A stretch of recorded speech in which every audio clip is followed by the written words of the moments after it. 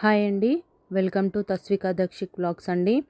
ఈరోజు నేను ఎంతో టేస్టీగా హెల్తీగా ఉండే ఒక కప్పు అటుకులు బెల్లంతో ఇలా స్వీట్ అనేది చేస్తున్నానండి. చాలా టేస్టీగా ఉంటుంది. మీరు కూడా ఒకసారి నేను చూపించిన విధంగా ట్రై చేసి చూడండి. చాలా బాగుంటుందండి. నా వీడియో నచ్చితే ప్లీజ్ ఒక లైక్ చేయండి, సబ్స్క్రైబ్ చేయండి, కామెంట్ చేయండి.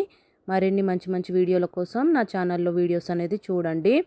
ఈ స్వీట్ అనేది చాలా టేస్టీగా ఉంటుందండి. తప్పకుండా ట్రై చేసి చూడండి. దీనికోసం కావాల్సిన పదార్థాలు: ఒక కప్పు వరకు మందపాటి అటుకులు తీసుకున్నానండి. ఈ స్వీట్ కోసం మందంగా ఉండే అటుకులు అయితే బాగుంటుంది.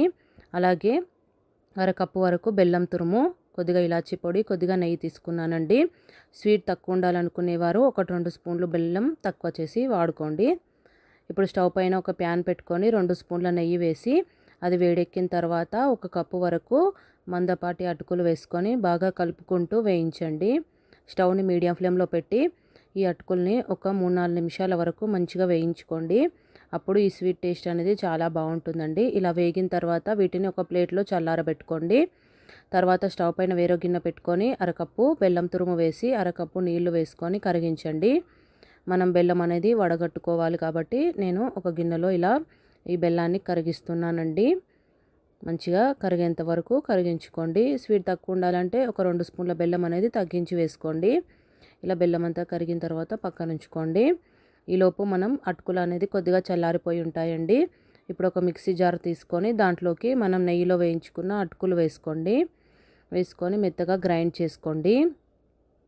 కొద్దిగా మరీ మెత్తటి పిండిలా కాకుండా కొంచెం బరకగా ఉండే విధంగా గ్రైండ్ చేసుకోండి. ఇలా ఈ విధంగా సన్న సన్న రవ్వలాగా ఉంటుందండి. ఈ విధంగా గ్రైండ్ చేసుకొని వేరొక గిన్నెలోకి వేసేసుకోండి. తర్వాత ఈ స్వీట్ టేస్ట్ అనేది చాలా బాగుంటుందండి. అటుకులు కూడా చాలా మంచిది హెల్త్కు. ఇలా ఈ పొడిని పక్కన ఉంచుకోండి. స్టవ్ పైన మళ్ళీ ప్యాన్ పెట్టుకోండి. ప్యాన్ పెట్టుకున్న తర్వాత మనం ఇందాక కరిగించి పెట్టుకున్న బెల్లం నీళ్ళు అనేది వడగట్టుకోండి. నలకలు అవి ఏమైనా ఉంటే రాకుండా ఉంటుంది. ఇప్పుడు ఈ పాకంలో ఒక స్పూన్ వరకు ఇలాచీల పొడి వేసుకుంటున్నానండి. మీరు ఇలాచీలు దంచుకొని అయినా వేసుకోండి. ఇప్పుడు ఈ పాకాన్ని మంచిగా మరిగించుకోవాలండి. కొద్దిగా జిగురు పాకం రావాలి. పాకం ఎక్కువగా ముదిరిపోతే స్వీట్ అనేది కొంచెం గట్టిగా వస్తుందండి. కొంచెం చేతులకు అంటుకునే విధంగా వస్తే సరిపోతుందండి పాకం. ఈ విధంగా కొద్దిగా ఇలా అంటుకున్నట్లుగా రావాలి. అప్పుడు మనకు పాకం వచ్చినట్టు. దీంట్లో ఇప్పుడు మనం ఇందాక గ్రైండ్ చేసి పెట్టుకున్న అటుకుల పొడి అనేది వేసేసుకోండి. స్టవ్ని లో ఫ్లేమ్లో ఉంచుకొని బాగా కలుపుకుంటూ ఉండండి. ఈ పాకం మొత్తం ఈ అటుకుల ఈ మిక్చర్లో కడవాలి. మంచిగా కలుపుకోండి. త్వరగానే దగ్గరకు వచ్చేస్తుందండి. నేను చెప్పిన కొలతలతో నీళ్ళు అనేది తీసుకుంటే ఈ విధంగా అంతా మంచిగా కలుపుకోండి. చూడండి ప్యాన్ నుంచి సపరేట్ అయినట్లుగా వస్తుంది కదా. ఇప్పుడు ఇందులో ఒక స్పూన్ నెయ్యి వేసుకుంటున్నాను. ఈ నెయ్యి కూడా మొత్తం అంతా కలిసే విధంగా మంచిగా మిక్స్ చేసుకోండి.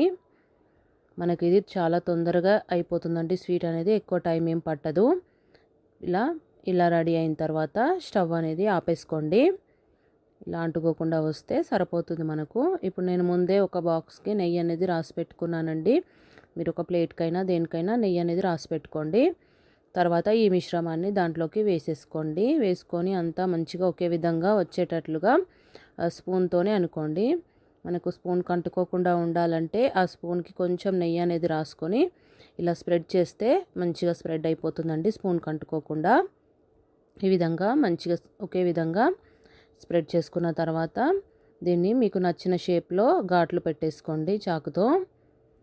మరి చల్లారిన తర్వాత మనకు కట్ చేసుకోవడం అంత పర్ఫెక్ట్గా రాదు. కొంచెం వేడిగా ఉన్నప్పుడే ఇలా ఘాట్లు లాగా పెట్టేసుకోండి. ఇది మొత్తం మనకు పూర్తిగా చల్లారిన తర్వాత మనం వేరే ప్లేట్లోకి వేసుకోవాలండి. ఇప్పుడు ఇది పూర్తిగా చల్లారిందండి. చాకుతోటి సైడ్లు అనేది లూజ్ చేసుకోండి. అప్పుడు మనకు పర్ఫెక్ట్గా వస్తుంది. ఒక ప్లేట్ తీసుకొని ఇలా దానిపైన ఇలా ట్యాప్ చేస్తే మనకు ఈజీగానే వచ్చేస్తుందండి. సైడ్లు మాత్రం లూజ్ చేసుకోండి. అప్పుడు పర్ఫెక్ట్గా వస్తుంది.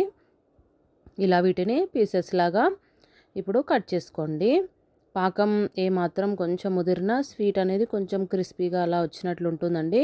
కాబట్టి మీకు స్వీట్ అనేది కొంచెం మెత్తగా సాఫ్ట్గా ఉండాలంటే పాకం కొద్దిగా లేతగా ఉన్నప్పుడే మనం అటుకుల పొడి అనేది వేసుకోండి. చూడండి చాలా బాగా వచ్చింది కదా ఈ అటుకుల స్వీట్ అనేది. చాలా టేస్టీగా ఉందండి. పిల్లలైనా పెద్దవాళ్ళైనా ఇష్టంగా తింటారు. తప్పకుండా మీరు కూడా ఒకసారి ఈ విధంగా ట్రై చేయండి. నా వీడియో నచ్చితే ప్లీజ్ ఒక లైక్ చేయండి, సబ్స్క్రైబ్ చేయండి.